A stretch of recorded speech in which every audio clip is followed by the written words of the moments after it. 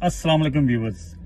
Canada का जो सबसे बिजिएस्ट हाईवे है उसका नाम है हाईवे 401। अभी मैं वो लेने लगा था, मतलब कि उस पर अब चढ़ने लगा हूँ। मैं काम आया था घर से तकरीबन 20-25 किलोमीटर दूर, तो अभी मैं वापस जा रहा था। तो 401 मैंने अभी लेके जाना है, तो मैंने कहा आपको दिखाते हैं कनाडा का हाईवे भी, और जो कनाडा का सबसे बिजी हाईवे है 401 वो भी आपको दिखाते हैं। और इसके अलावा हाईवे के ऊपर गाड़ी कैसे चलाते हैं, किन किन चीज़ों का आपने ख्याल रखना होता है, वो भी आपको बताते हैं। चलें। तो इस चीज़ का आपने बहुत ख्याल रखना होता है कि हाईवे पे आपने जब गाड़ी चलानी है तो आपने फुल फोकस अपना जो है ना वो अपना इधर ही रखना होता है, स्पेशली जब आपने लेन चेंज करनी है। अब आप देखें कितना रश हो गया यहाँ पे। आप मेरे राइट साइड पे देख सकते हैं 4 लेन्स वहाँ पर हैं, और जिस साइड पे अब मैं हूँ 4 लेन्स यहाँ पे हैं। फिर भी ट्रैफिक इतना ज़्यादा है। सबसे बिजी कनाडा में जो हाईवे है वो ये 401 है।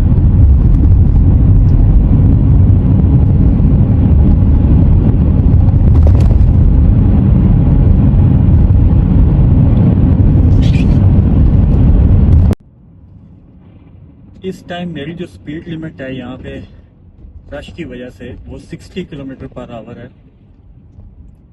और ये सामने आप बोर्ड देखें, इस पे लिखा हुआ है डॉन वैली पार्क पे 1 किलोमीटर। अभी यहाँ से मैंने एग्जिट लेना है 401 से 404। अभी मैं 401 पे हूँ, अभी मैंने एग्जिट लेना है 404 डॉन वैली पार्क वे पे, जो कि इसने मुझे पहले ही बता दिया 1 किलोमीटर बाद आपने यहाँ से एग्जिट ले लेना है। मैं समझता हूँ कि सिटी में जो आप गाड़ी चलाते हैं ना, उससे ज़्यादा आसान गाड़ी चलाना जो है वो आपका हाईवे पे होता है। जी ये देखें, मैं अपनी राइट लेन में आ गया हूँ। ये सामने बोर्ड आपको दिखाई दे रहा है, एरो राइट साइड पे डॉन वैली पार्कवे का।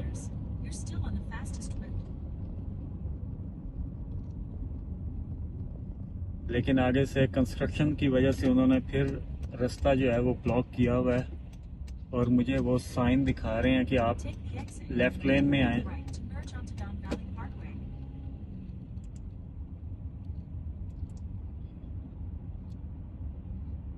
ये देखें जी, अभी यहाँ से फिर मैं अपनी राइट लेन में आऊँगा इंडिकेटर दे के। बगैर इंडिकेटर के आपने यहाँ पे गाड़ी नहीं चलानी, ताकि पीछे वाली गाड़ियों को पता लगे कि आप किधर मूव करने वाले हैं।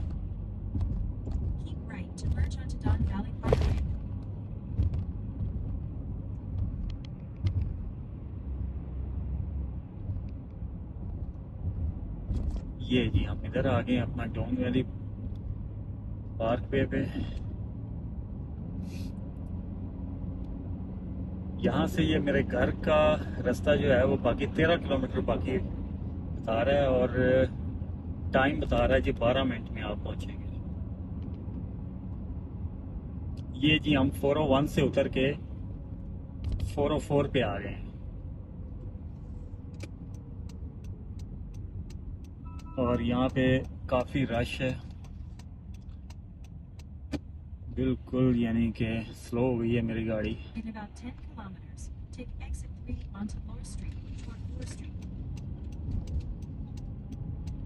आपने जब भी लेन चेंज करनी है हाईवे पे, आपने सबसे पहले अपने मिरर देखने हैं पीछे कोई गाड़ी तो नहीं है करीब।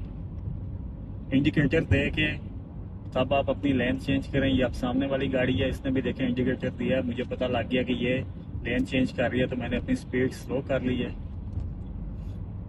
इन चीज़ों का आपने हाईवे पे बहुत ख्याल रखना होता है सेफ ड्राइविंग के लिए, क्योंकि अभी तो रश है, स्पीड चलें फिर भी रश है, उसके बावजूद speed 50 to 70 kilometre per hour जा रही है। लेकिन जब रश नहीं होता तो 100, 120, 130 पे गाड़ी चलती है। तो अगर आपका फोकस नहीं होगा ड्राइविंग पे तो अल्लाह माफ़ करे, यहाँ पे इतनी स्पीड में जब कोई एक्सीडेंट होता है तो वो जानलेवा एक्सीडेंट ही होता है, बहुत बुरा एक्सीडेंट होता है। अल्लाह पाक सबको अपनी हिफ्ज़ व अमान में रखे।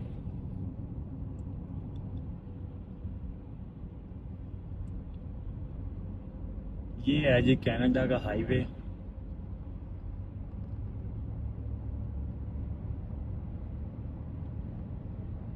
ज़बरदस्त रोड है यहाँ पे।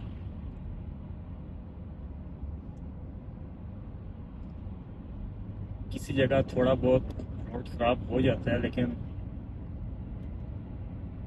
उसकी इतनी ज़्यादा परेशानी नहीं होती, क्योंकि वो बिल्कुल एक थोड़ा सा पार्ट होता है।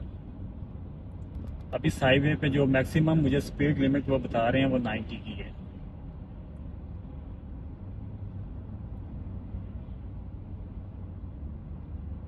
तो आप जब आपका एग्जिट अगर करीब नहीं है तो आप कोशिश करें कि आप अपने जो मिडल लेन है उसमें गाड़ी चलाएं। अच्छा, जब आप हाईवे पे सफ़र कर रहे होते हैं तो आपको ना चंद चीज़ों का ख्याल रखना चाहिए। नंबर 1 कि आपकी गाड़ी में जो पेट्रोल है वो इनफ होना चाहिए। उसके बाद आपका जो टायर का एयर प्रेशर है वो ठीक होना चाहिए, पूरा होना चाहिए। ये नहीं कि भाई टायरों में हवा कम हो, क्योंकि गाड़ी यहाँ पे चलनी होती है स्पीड में, तो आपका टायर का एयर प्रेशर ठीक होना चाहिए।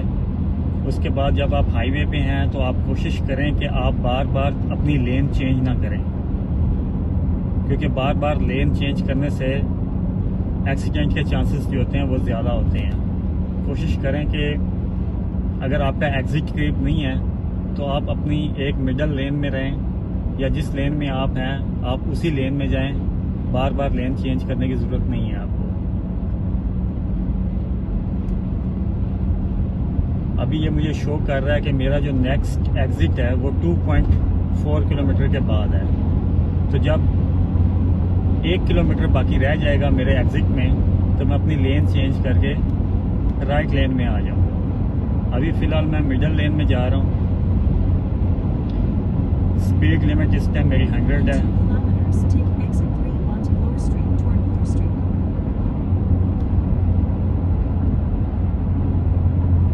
फुल फोकस आपने अपनी ड्राइविंग पर रखना होता है, किसी और तरफ आपका फोकस नहीं होना चाहिए जब आप हाईवे पे हैं, स्पेशली जब आप हाईवे पे हैं।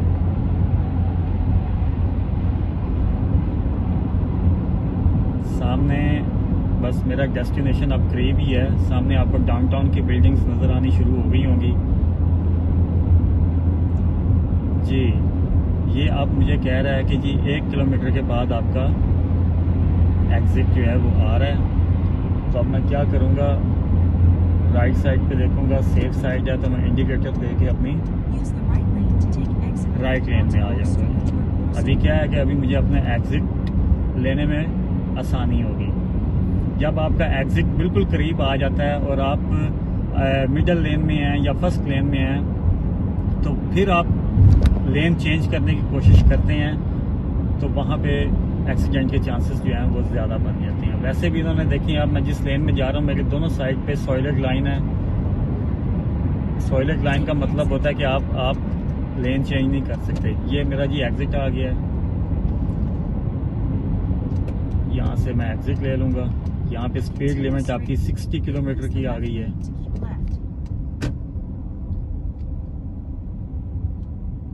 ये जी अब इस टाइम मैं हाईवे से नीचे उतर गया हूँ। सामने आपको डाउनटाउन की बिल्डिंग्स नज़र आ रही होंगी। बिल्कुल अब मैं सिर्फ 1 या 2 मिनट की दूरी पे हूँ, तो फिर मैं अपने सिटी में एंटर हो जाऊँगा, डाउनटाउन में। Use the left lane to keep left, then keep left toward Bloor Street and Danforth Avenue. बस 1 किलोमीटर के बाद मैं सिटी में एंटर हो जाऊंगा। अभी मैं हाईवे से उतर गया हूँ।